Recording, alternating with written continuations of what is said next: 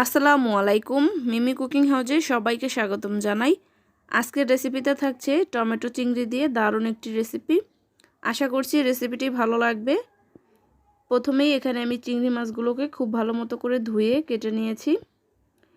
এখানে আমি দুটো পাকা টমেটো কেটে নিয়েছি। আমি এখানে 300 গ্রামের মতো চিংড়ি নিয়েছি। প্রথমেই চিংড়িগুলোকে আমি ম্যারিনেট করে নিব। দিয়ে দিচ্ছি হাফ চা চামচের মতো লবণ, হাফ চা চামচের মতো হলুদের গুঁড়া, হাফ চা চামচের মতো মরিচের গুঁড়া।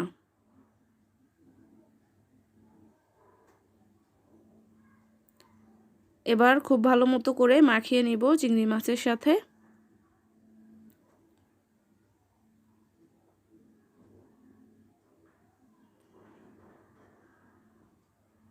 মাখিয়ে নেওয়ার পর চুলায় একটি হাঁড়ি বসিয়ে দিয়েছি। দিয়ে দিচ্ছি 3 টেবিল চামচের মতো তেল। চিংড়ি মাছগুলোকে হালকা করে ভেজে নিব, বেশি ভাজার প্রয়োজন নেই।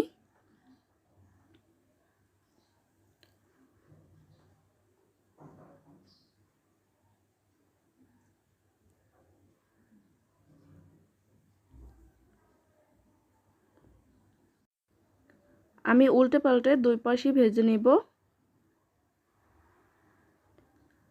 যারা মাছ খেতে পছন্দ করেন না তারা কিন্তু এই চিংড়ি মাছের এই রেসিপিটি তৈরি করে ফেলতে পারেন। বাচ্চা থেকে বড় সকলেই অনেক বেশি পছন্দ করবে। আমি এবার চিংড়ি মাছগুলোকে উঠিয়ে নিব।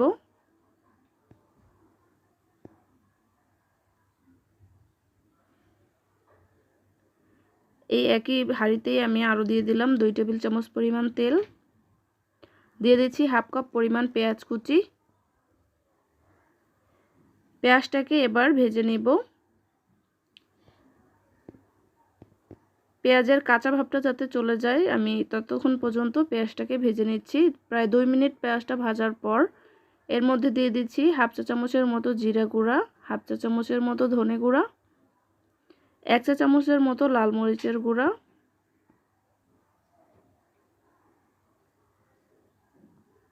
দিয়ে দিচ্ছি 1 চা চামচ হলুদের গুঁড়া, 1 চা চামচের একটু বেশি দিয়ে দিচ্ছি রসুন বাটা। এবার এই মশলাটাকে ভালো মতো করে ভেজে নিব।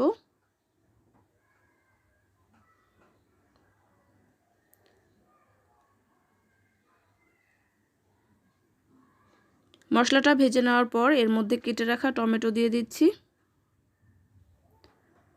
টমেটোটা এবার এই মশলার সাথে খুব ভালো মতো করে নেড়েচেড়ে মিশিয়ে নিব। টমেটোর মধ্যে আমি দিয়ে দিয়েছি হাফ চা চামচের মতো লবণ।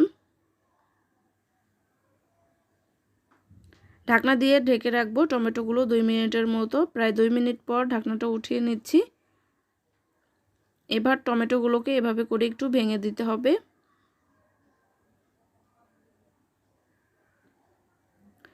পানি দিয়ে দিচ্ছি আমি হাফ কাপের একটু বেশি। পানিটা দিয়ে নেড়েচেড়ে মিশিয়ে নিচ্ছি।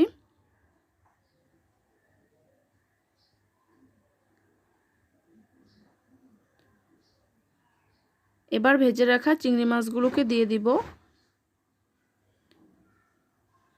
চিংড়ি মাছটাকে ঢেকে রাখার কোনোই প্রয়োজন নেই। এবার 3 থেকে 4 মিনিটের মতো আমি এই চিংড়ি মাছটাকে রান্না করব। চুলার তাপটা মিডিয়াম আঁচে রেখে চিংড়ি মাছটাকে রান্না করে নিতে হবে।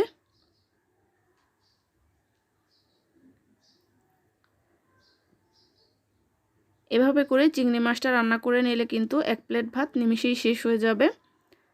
তো রেসিপিটি অবশ্যই বাসায় ট্রাই করবেন। ভিডিওটি যদি ভালো লাগে অবশ্যই একটি লাইক করবেন। আর যারা এখনও আমার চ্যানেলটিকে সাবস্ক্রাইব করেননি please subscribe my channel. Subscribe করে পাশে থাকা ছোট্ট বেল আইকনটি ক্লিক করে রাখবেন। এতে করে যখনই আমি নতুন ভিডিও আপলোড দিব তার নোটিফিকেশনটি সবার আগে পৌঁছে যাবে। আমি এবার এই চিংড়ি মাছের রেসিপিটি একটি বাটিতে সার্ভ করে নিচ্ছি। অবশ্যই রেসিপিটি বাসায় ট্রাই করবেন। আজকের মতো এখানেই বিদায় নিচ্ছি। আবারও হাজির হয়ে যাব নতুন একটি রেসিপি নিয়ে।